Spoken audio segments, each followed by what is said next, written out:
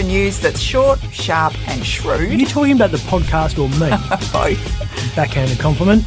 This is Up Late with Ben Harvey. Another state budget. It's officially called the Western Australia State Budget 2022-23, and it's officially introduced into Parliament as the Appropriation Recurrent 2022-23 Bill 2022. Catchy. But this was the Mark McGowan show. Proud to deliver my government's sixth budget. This follows my government's. I am proud to announce, mark my words. Yes, Mark, we get it. You're protecting us. You want me on that wall. You need me on that wall. Thousands of pages across 3 separate volumes and a great many charts comparing WA's economy with the rest of the country. May as well have been called the you Dominic Perrottet budget. So what's your verdict? It's a pretty solid document. He's done well. But he got ahead of himself a couple of times. It's in surplus and pays down Liberal and national debt, because that's what Labor governments do. Actually, they don't. It's usually quite the opposite. Western Australia has secured the soft landing our government set out to achieve. Soft landing. The soft landing Western Australians deserved. There have been 33,000 COVID cases in the past 2 days. Masks are coming back on. The ambulance service is warning of major delays for 000 callers. And hospitals are on code yellow.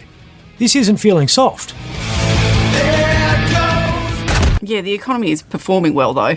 Absolutely it is. This growth has been underpinned by strong household spending. Because we were trapped and everyone had to go to Karrinyup instead of Cooter. I need someone's opinion. Those are too tight. Those are way too tight.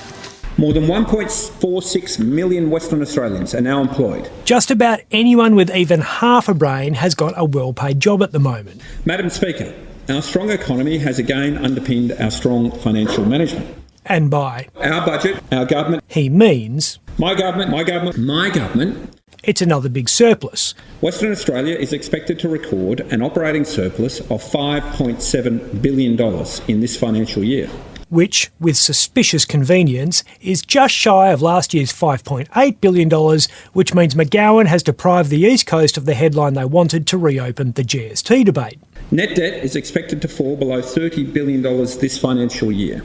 29.9 billion, in fact, which, with suspicious convenience again, will grab a headline because debt's now got a 2 in front of it instead of the expected 3, at least for a while. McGowan kept using this chart in his budget presentation, pointing to the drop in what we owe from this year to next.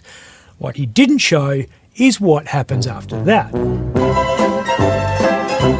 McGowan hasn't talked about debt for a while. It's a thing again. Might be time to dust off the debt monster again. Remember him? I want your money. The star of the 2017 election campaign is ready to come back. He's been in isolation with Percy Penguin Our declining debt levels. for 1 year. This WA Labor government is the only government in Australia delivering surpluses and paying down debt. For 1 year. It's this WA Labor government that has the right priorities and the iron discipline to properly manage the finances. It's not good fortune through iron discipline, it's good fortune through iron ore. Iron ore royalties this year and next year are $21 billion. Madam Speaker, the 2022-23 budget delivers a record additional $2.5 billion investment in health and mental health, taking the new spending on our health system to a total of $5.7 billion since the last budget was handed down just 8 months ago. Which you needed to do because you screwed down the budget so badly when you first got into office. It's not surprising that there was a lot of talk about the health system, which is now being coordinated from one centralised unit. We've also committed $5.4 million to identify and design system-wide solutions to emergency care and plan for a state health operations centre to better coordinate emergency services.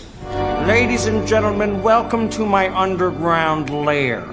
With $2.5 million for a business case to inform options for the proposed WA Comprehensive Cancer Centre.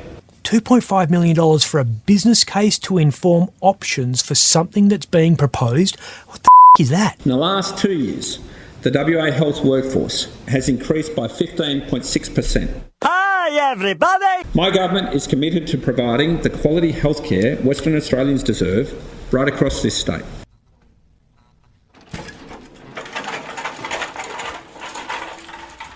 Usual stuff about diversifying the economy, I guess? attracting international students, $41.2 million package to accelerate WA's international education sector. Buongiorno. bolstering tourism, Tourism WA's destination marketing budget will receive a $21.1 million boost, as well as an additional $30.7 million to secure additional blockbuster and business events. $17.7 million for a national park tourism experiences development package.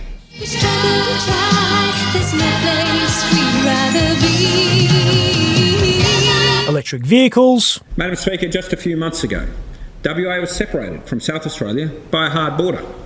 Soon, you'll be able to make the trip in an electric car.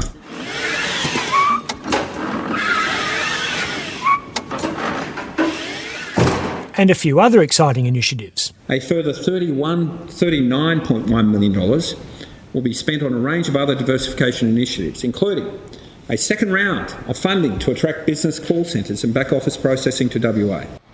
Ghostbusters, what do you want? Growing our fledgling space industry. But who needs to go to infinity and beyond when you can catch a train? Construction of our world-class Metronet public transport system is progressing well. Why are you lying to me, man? The government is going to solve the housing affordability crisis sparked by last year's building incentives by offering more building incentives. Land tax will be reduced by 50% for new build-to-rent projects. A density bonus will also be offered. A new Keystart loan product will be offered for medium and high-density residential units in Metronet precincts and priority urban infill areas. All of which means Brickies will be charging $5 for a maxi instead of $3, and Nigel Satterley will have to buy his 15th Vintec wine fridge. The Premier was keen to promote his climate change credentials. Climate change will be one of our dramatic challenges in the years ahead.